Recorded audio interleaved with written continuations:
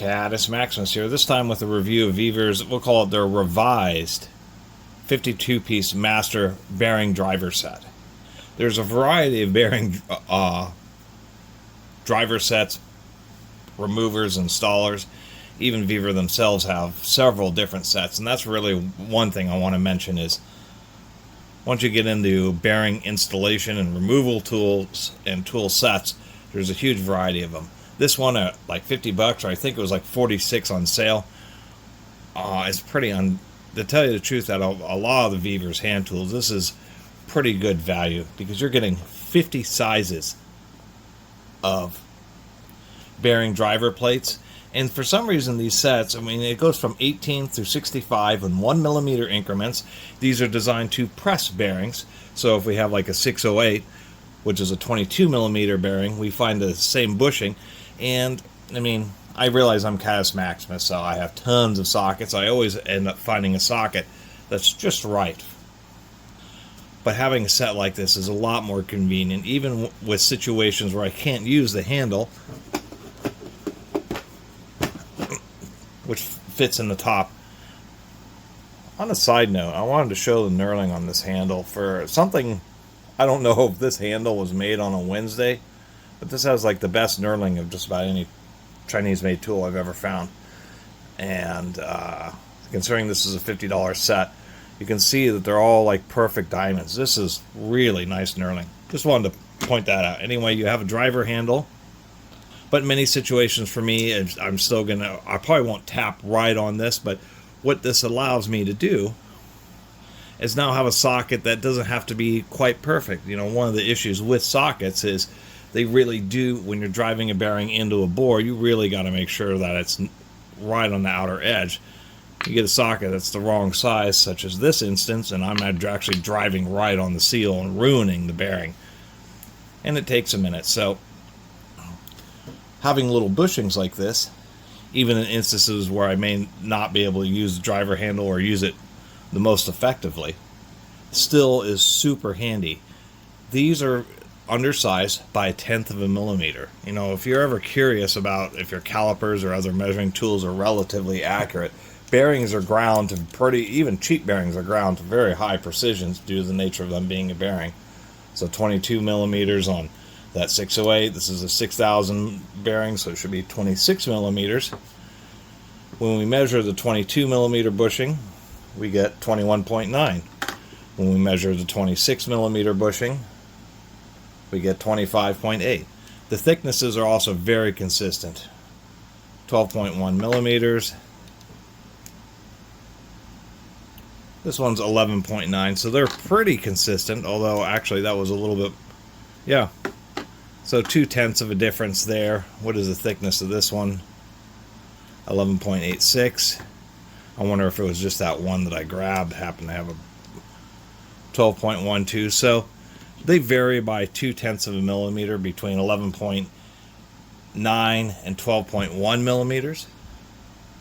And that's one way they were actually saving some money on this set, is because it isn't the most critical that the thicknesses are real as precise as this outer diameter, which is what they're being sold by. So the whole reason they're undersized is so that when you're driving bearings into a bore, these have a nice, basically a tight fit that's free moving, so you can drive the bearing in and you know you're getting just a nice contact around the outer race there.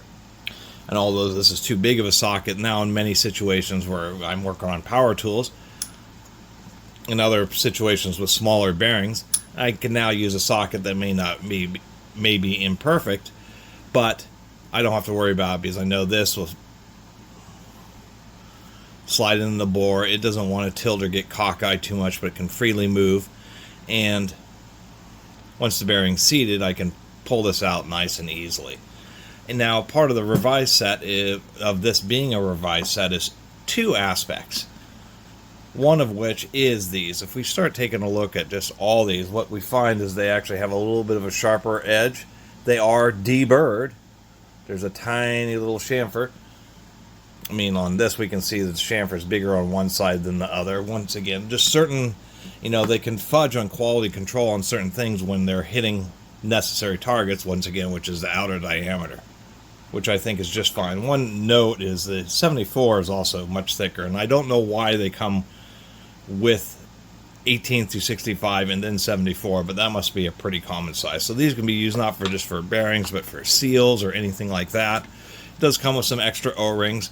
For a minute here, I was a little bit annoyed by the way these stems work, and I still think that this set, and it comes with like another little adapter piece, which I'm not entirely sure what the point of it is, but it would have been nice if this adapter piece had a shortened rod so that I could just put on one plate for driving a bearing, because obviously one of my issues is if I'm trying to drive a 608,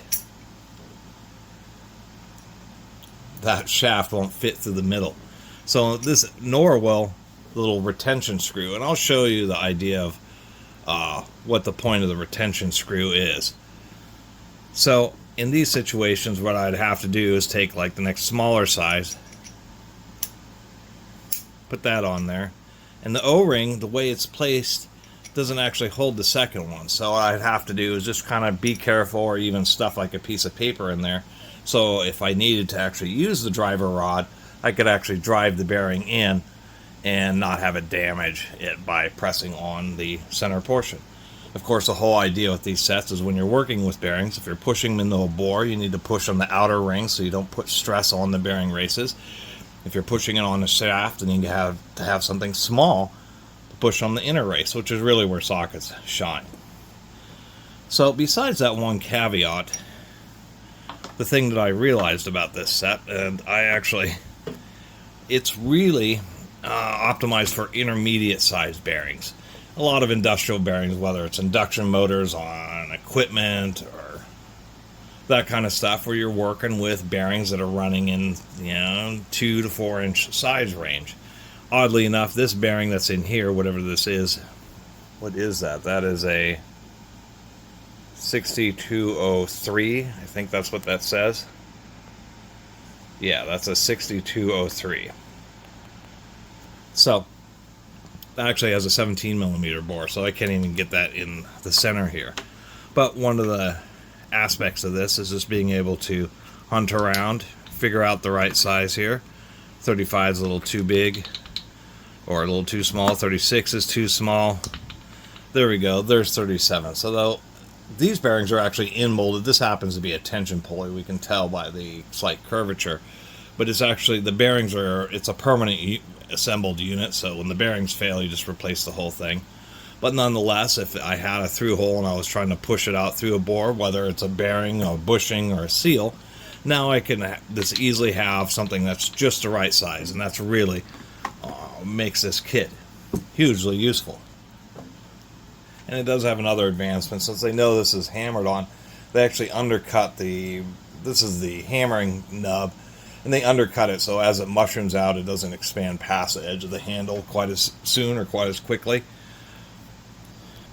But one of the advantages to these, now if we take this thing here, I think it was a 24, I'm using electrical tape because I don't have any bearings that are the right size to do this demonstration here.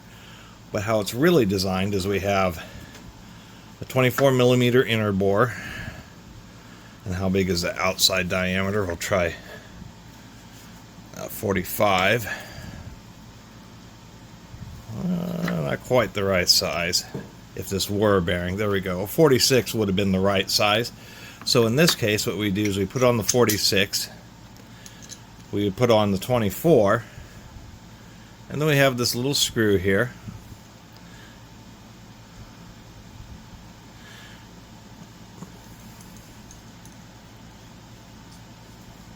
That we'd screw down. And now we have a kind of an interesting situation where the tool gets aligned, just aligned by the center of the bearing, but it's getting pushed by this outer ring, so you can put it in there, and now you have, for bearings that have a big enough inner diameter for you to do this, now the tool stays centered, and now you just have no risk of potentially damaging the edge by maybe having just the outer ring being offset improperly. And that's really the big deal about this, is now we have it centered, and it'll actually even hold the bearing. You can put it in and then start driving it in. And so that's kind of what makes these sets unique.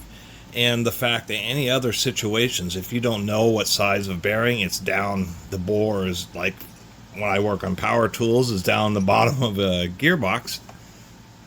Kind of hard to get a measurement. And so you use these as standards. You know that they're undersized, and so you just take the bore and you just go in there and continuously try sizes until you find the one that's just the right fit, and then you say, okay, now I know what the outer diameter of that bearing is, and can help you make those kind of discoveries. So anyway, that's the little review of this Vevor. They call it, it's a 52-piece set. It comes with 50 dies, and then this handle, and then this weird adapter they're calling piece 51 and 52. The set also weighs 8 kilograms. It's about 17 or 18 pounds because it is a case full of steel. Did get kind of impacted there, but that's kind of the nature of this. This is a dense item and it gets beat up during shipping.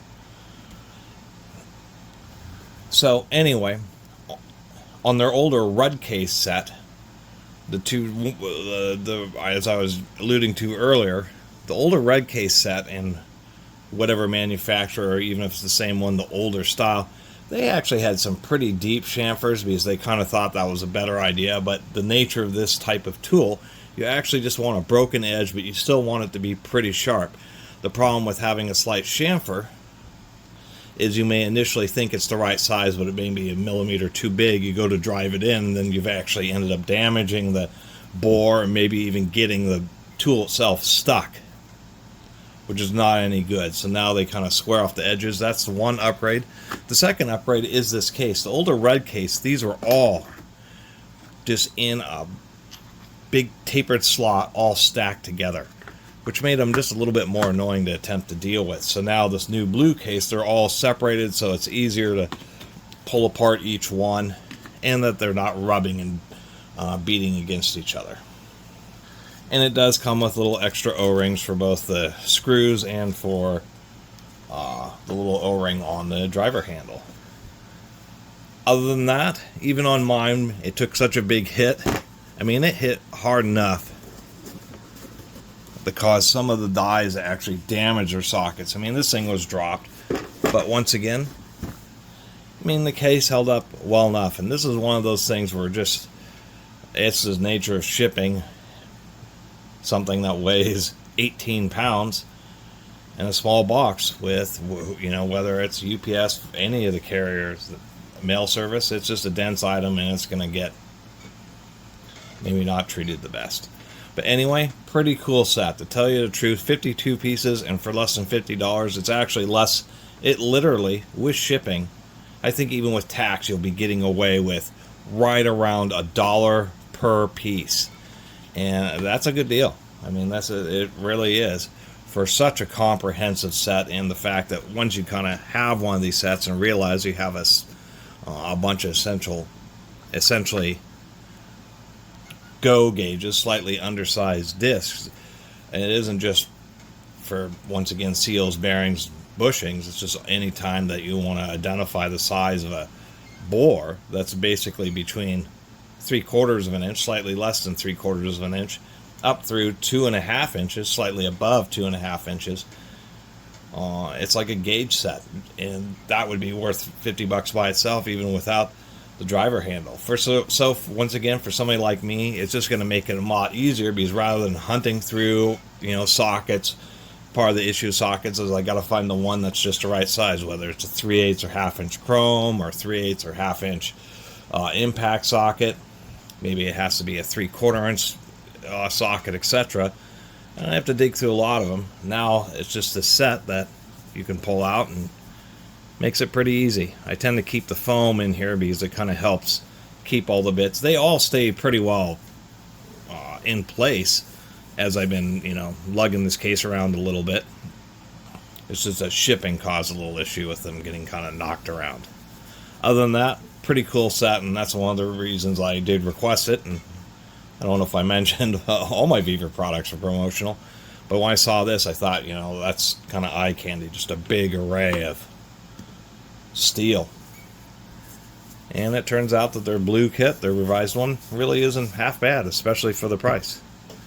And you definitely know you're getting something here, because when you get this package, it's pretty small. I mean, there's both my hands, but it is dense. There's definitely something in there.